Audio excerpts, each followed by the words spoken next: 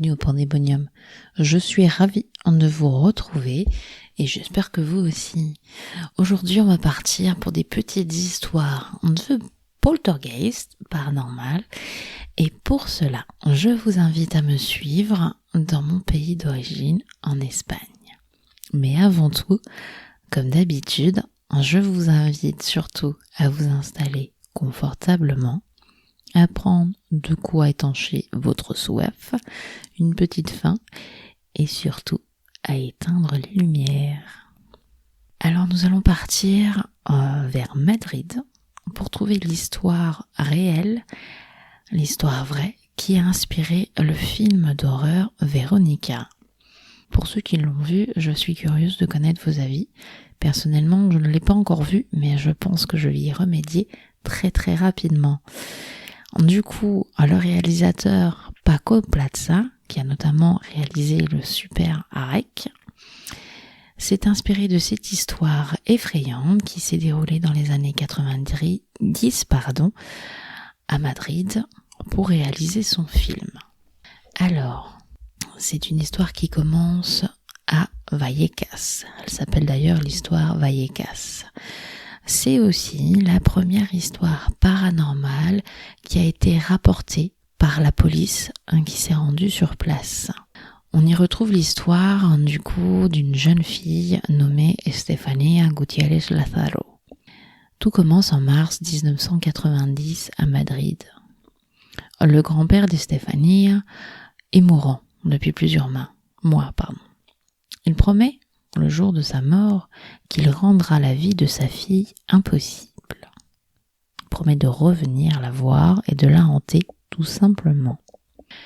Les paroles que la famille a prises au second degré, car ils ont l'habitude du caractère colérique et impulsif du vieil homme. La semaine suivante, le grand-père décède. Quelques jours après, Stéphanie et Stéphania se lancent dans une séance de spiritisme avec ses copines et pour cela se lancent dans la fabrication à maison d'une table Ouija, un simple carton sur lequel elles écrivent les lettres et les chiffres et un petit bout de verre fera office de goutte. Elles s'installent dans la cour d'école et se lancent dans la séance de spiritisme. Le but étant de rentrer en contact avec le petit ami de l'une d'entre elles qui est décédée dans un accident de moto il y a peu. Elles sont vite interrompues. Un professeur qui n'aime pas trop l'idée de voir ces jeunes filles s'amuser à ce type de séance leur somme de regagner leur classe rapidement. Il leur confisque le carton qui servait de planche Ouija, il la déchire et dans un geste de colère lance le petit bout de verre sur le sol qui se brise en plusieurs petits morceaux de verre. Et apparemment, c'est à partir de ce moment-là que tout a commencé. Selon les témoignages, une fumée noire s'est échappée de cette fameuse goutte. Elle a flotté un petit moment, puis elle a fini par être comme aspirée par le nez par Stéphania. Et Stéphania n'est pas sa première petite séance de spiritisme, mais jusqu'à présent, rien de spécial n'avait été signalé et la jeune fille n'avait jamais été effrayée par quoi que ce soit. Malheureusement, là, c'est bien la première fois que ça arrive et ce n'est absolument pas de bon augure pour elle. Dans les jours qui ont suivi, elle a commencé à se plaindre à ses parents de voir des silhouettes noires qui lui demandaient de la suivre et qui l'effrayaient presque toutes les nuits. Elle avait même le sentiment que ces ombres se mettaient à l'entourer en se tenant par la main et qu'elle lui murmurait sans cesse « Stéphania, viens, viens, viens à nous ». Elle a souffert aussi de plusieurs hallucinations, des crises qui pouvaient sembler des crises d'épilepsie. Ses parents ont commencé réellement à s'inquiéter, ils ont essayé de l'emmener voir plusieurs médecins, plusieurs hôpitaux. Malheureusement, aucune solution n'a été trouvée. Elle a été finalement, selon les conseils d'un médecin, intégrée carrément à un asile psychiatrique. Suite à une énième crise de convulsion, Les yeux retournés, la bave aux lèvres, les parents ont fini par concevoir que c'était peut-être la meilleure solution. Durant ces crises, elle pouvait aussi vociférer des insultes à l'encontre de toute sa famille, avec une voix qui n'était pas la sienne, une voix grave, rauque, telle la voix d'un homme. Malheureusement, d'hôpital en hôpital, elle est allée dans plusieurs hôpitaux psychiatriques et personne n'est arrivé à trouver une solution pour calmer ces crises, ni à quoi cela était dû. Elle finit par intégrer l'hôpital Gregorio Marañón et c'est à partir de ce jour-là qu'elle sombra dans un coma profond sans jamais se réveiller. Et finalement, elle finit par mourir dans des circonstances totalement inconnues. Les médecins ont fait plusieurs autopsies du corps de la jeune femme. Ils ont conclu un arrêt cardiaque. Pour conclure à quelque chose, car honnêtement, ils n'arrivaient pas à savoir quelle était la raison réelle du décès de la jeune femme. L'histoire ne s'arrête pas là. Après son décès, les phénomènes paranormaux se sont intensifiés dans l'appartement des Gutiérrez. La mère de famille a commencé à entendre régulièrement la voix d'Estefanía l'appeler, mais aussi le glaçant ricanement d'un vieil homme.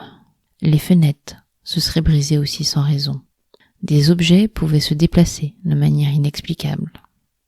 Les portes s'ouvraient et se refermaient d'elles-mêmes, alors qu'il n'y avait personne dans les pièces.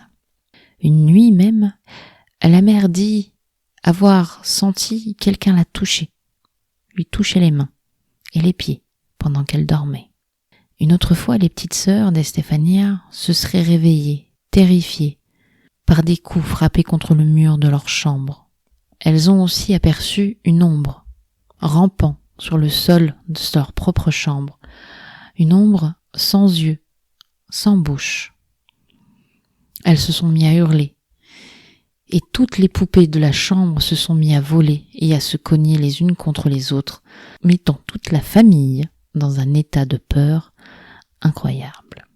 Le pire, ce fut une nuit, où les coups se firent de plus en plus violents, et toute la famille, pris d'une angoisse et d'une terreur incroyable, foncèrent dans le salon et se barricadèrent à l'intérieur de celui-ci, allant jusqu'à entreposer un énorme fauteuil devant les portes, espérant se mettre à l'abri. Il y a eu comme une énorme bourrasque, comme un coup de vent puissant, qui d'un seul coup ouvrit la porte du salon, envoyant le sofa valdinguer, et les objets dans le salon se mirent carrément à voler dans tous les sens.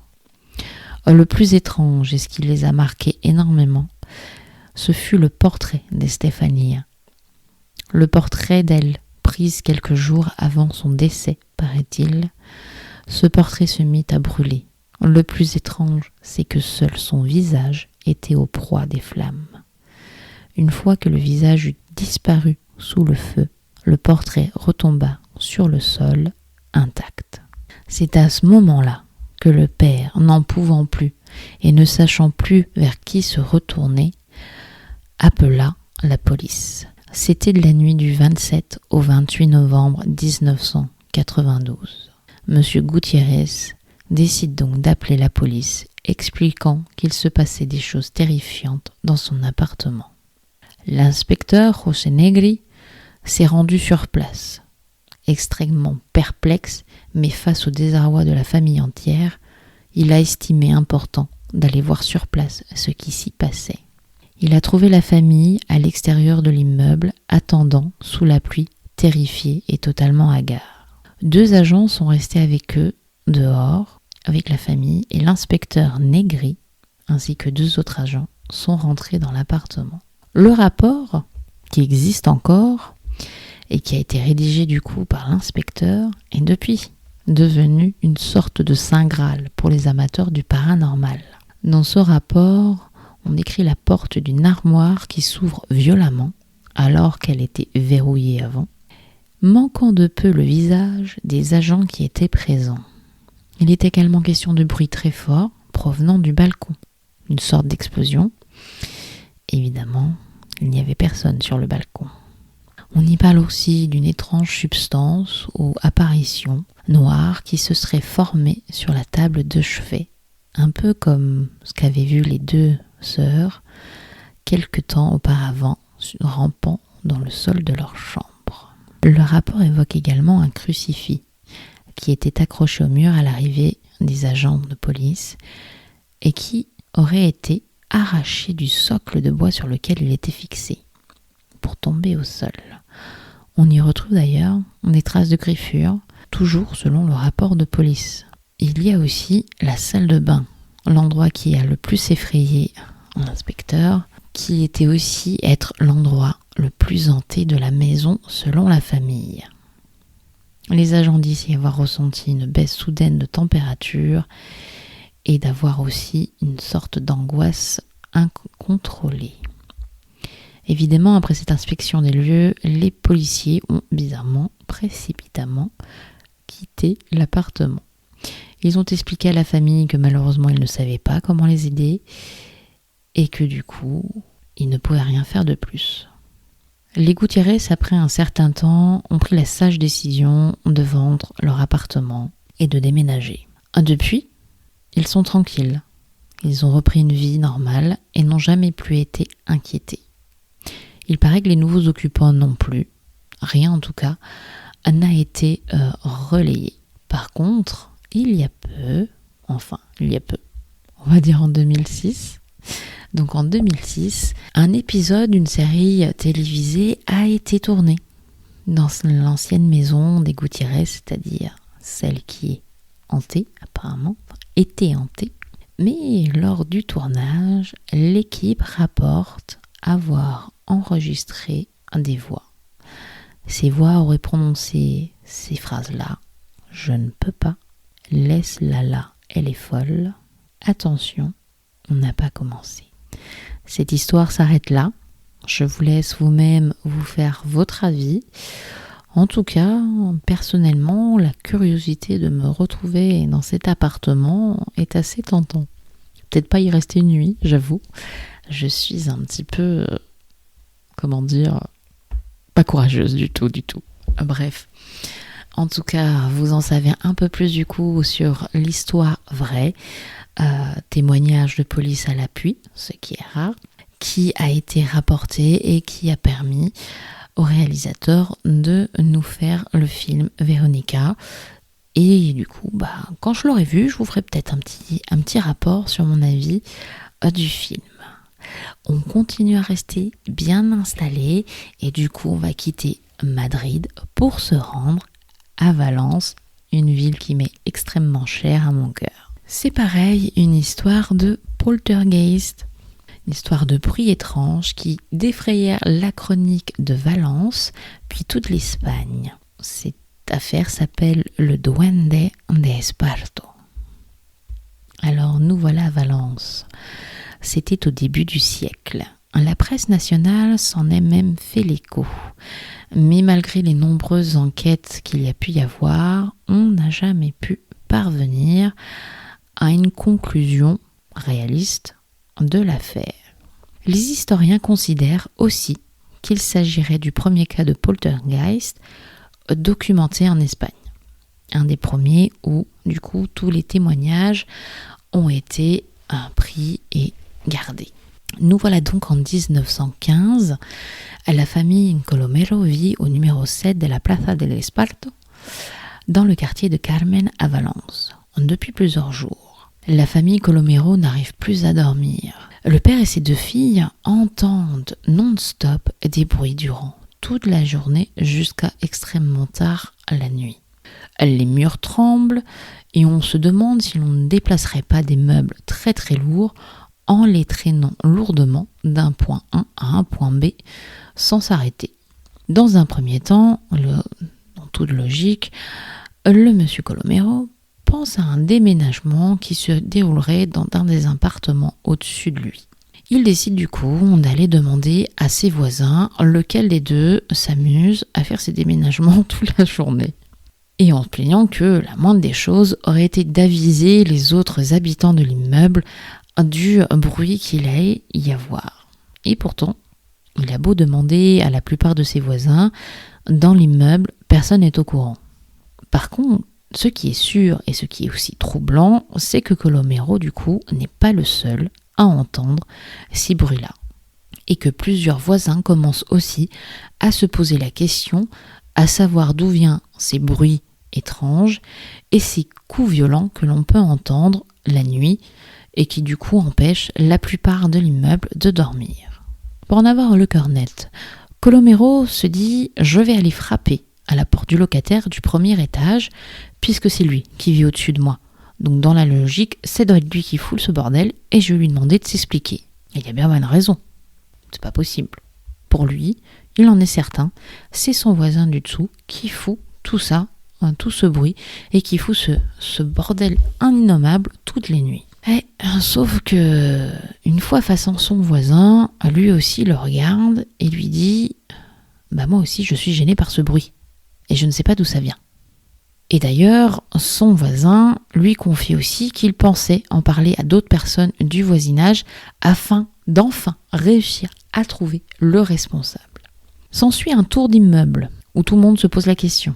Faute de piste, le mystère devient de plus en plus grand et de plus en plus désagréable surtout à vivre. Les bruits, eux, évidemment, deviennent de plus en plus forts, de plus en plus persistants et récurrents. Évidemment, on est en 1915, en Espagne, on ne trouve pas de raison à tout ce bruit. Il n'en fallait pas plus pour qu'une mèche de la suspicion et de la peur auprès des habitants se déclare. Le pétard est lancé et provoque la panique dans tout l'immeuble. Bientôt, tout le quartier suit ce que l'on appelle désormais l'affaire du Duende de Esparto. Et chacun y va de sa théorie. Ou aussi certains prétendent avoir entendu leur bruit aussi chez eux, alors qu'ils n'habitent même pas l'immeuble. Bref, la presse qui entend ça décide à se déplacer et à relayer l'affaire. Du coup, des visiteurs affluent de toutes parts pour assister, si possible, à ce spectacle de l'étrange. Et qui sait, peut-être trouver eux-mêmes le coupable du bruit et pouvoir enfin donner le calme aux habitants du quartier. Malheureusement, pour l'instant, aucune explication rationnelle n'arrive. Et la panique, elle, par contre, commence à s'emparer de la population. La Guardia Civile, la garde civile quand même, est jusqu'à obligée de se saisir du dossier pour essayer de calmer les choses.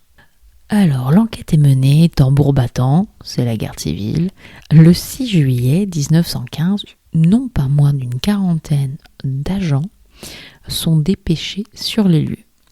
Évidemment, l'immeuble est passé au peigne fin, on délimite la zone, on procède aux interrogatoires, on scrute le moindre petit recoin de l'immeuble. L'immeuble est fouillé de fond en comble.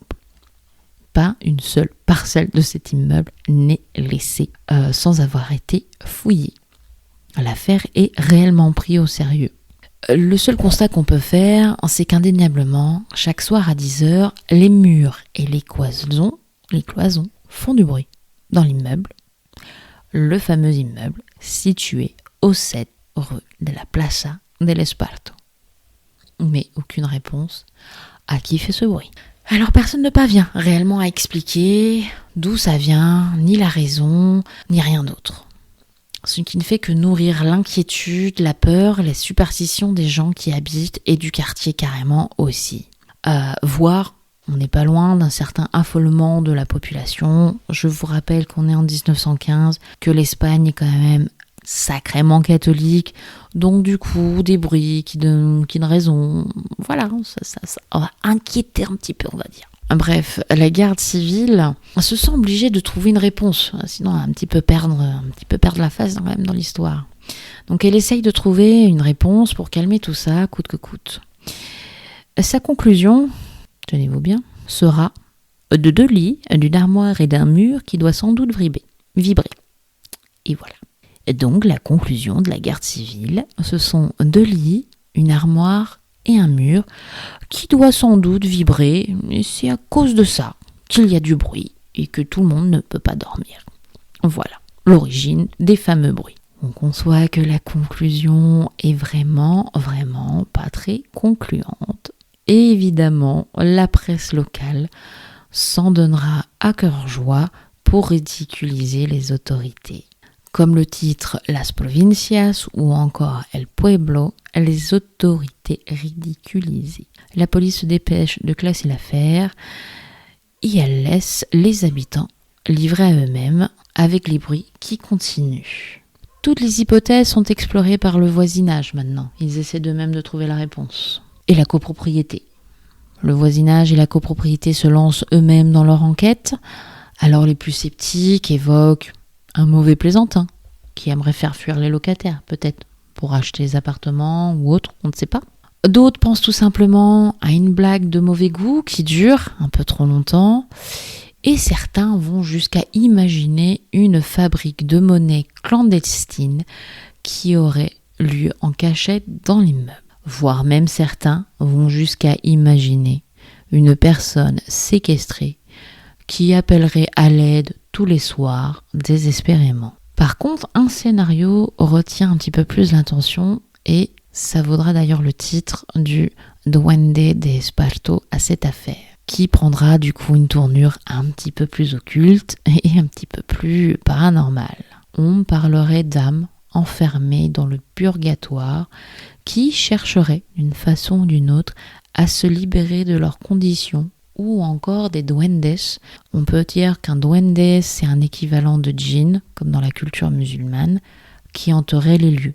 Donc pas vraiment des esprits très sympathiques, et pas ce qu'on aimerait côtoyer chaque nuit. Évidemment, du coup, vu qu'on commence à parler de choses inexplicables, un petit peu occultes, spirituelles, tout ça, on va demander à l'église de conjurer le mauvais sort. Bref, pour ce faire, des messes sont organisées dans les églises aux alentours, mais aussi, carrément, dans la cathédrale de Valence, et le nombre des fidèles qui assistent augmente considérablement. Donc c'est dire quand même que l'histoire a pris une certaine ampleur. Malgré toute la bonne volonté des curés et des gens qui vont prier, les bruits continuent et la peur s'installe de plus en plus. L'immeuble devient un sujet qui est sur toutes les lèvres et la presse se permet aussi, après avoir ridiculisé la police, la garde civile, de ridiculiser l'impuissance de deux institutions, l'église et la mairie. La mairie commence à grincer les dents et ne voit pas ça d'un très bon œil. Elle décide alors de diligenter un architecte municipal en chef au fameux set de la Plaza del Esparto. Il lui enjoint de reprendre cette enquête et de trouver la raison pour laquelle il y a tous ces bruits. Malheureusement, vous devinez bien que malgré toute la bonne volonté de cet architecte, aucune raison réelle n'a été trouvée. Il a beau avoir fermé la rue aux passants, inspecté encore une fois l'immeuble en profondeur, celui-ci, pas plus que la garde civile à l'époque, ne parvient à expliquer le phénomène. Finalement, de guerre lasse, l'architecte plie bagage et se résigne à clore l'histoire sans donner de raison réelle et valable, entre guillemets, pour ces bruits. Et du coup, on se retrouve ainsi jusqu'au 13 juillet 1915. Et là, sans aucune raison apparente, sans aucun changement particulier, les bruits ont cessé subitement, aussi vite qu'ils n'étaient arrivés. Apparemment, ils ne sont jamais plus revenus. La famille Colomero a enfin retrouvé le sommeil. Les habitants ont retrouvé une vie calme et petit à petit, l'histoire a fini par disparaître tranquillement et par se retrouver dans les placards de l'oubli, enfin, pas de tous, pas de nous, passionnés de paranormal, et on n'a jamais eu véritablement une explication de ces bruits. Bruit qui a été entendu par plusieurs personnes et qui ont été documentés et que oui, pas mal de témoins ont pu expliquer et dire qu'ils ont entendu ces bruits. Encore une histoire dont on n'aura pas d'explication officielle ou officieuse. En tout cas, personnellement, je note l'adresse, si jamais elle existe encore. Je pense que je serais contente d'aller y faire un petit tour pour voir ne serait-ce à quoi ressemble cet immeuble s'il est toujours là-bas. Je vous laisse vous tirer les conclusions sur cette histoire, et on reste à Valence et je vous amène sur une petite histoire qui a pour titre La Dama de Rosa, la dame en rouge. Il y a en Valence donc du coup la Consejería des affaires sociales qui se situe dans un ancien hôpital de la Cigüeña 6 Paseo de l'Almenada au 16 passage de l'Almeda et qui n'abrite plus du tout les fonctionnaires à l'époque de l'histoire. Cet ancien hôpital, n'était autre qu'une maternité dans les années 70. Elle commence à parler d'elle à partir du 22 mars 1990. La presse locale publie les témoignages d'anciens agents de sécurité qui disent avoir été témoins de phénomènes paranormaux alors qu'ils étaient en poste dans ce fameux hôpital, donc cette maternité. On y rapporte par exemple que l'ascenseur de l'ancien hôpital se serait mis en marche tout seul à plusieurs reprises sans aucune raison et malgré des vérifications techniques, aucune anomalie n'a été trouvée. Donc ces déclenchements intempestifs n'ont pas vraiment d'explication. On y parle aussi d'alarme qui se serait déclenchée pareil sans aucune raison apparente.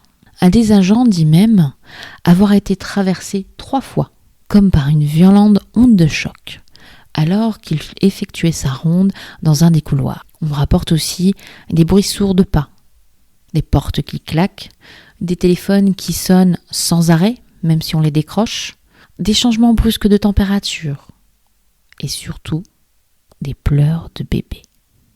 Tous ces phénomènes ont été décrits en détail et consignés par les agents de sécurité. Leur témoignage a bien été récupéré. Le plus étrange reste à venir.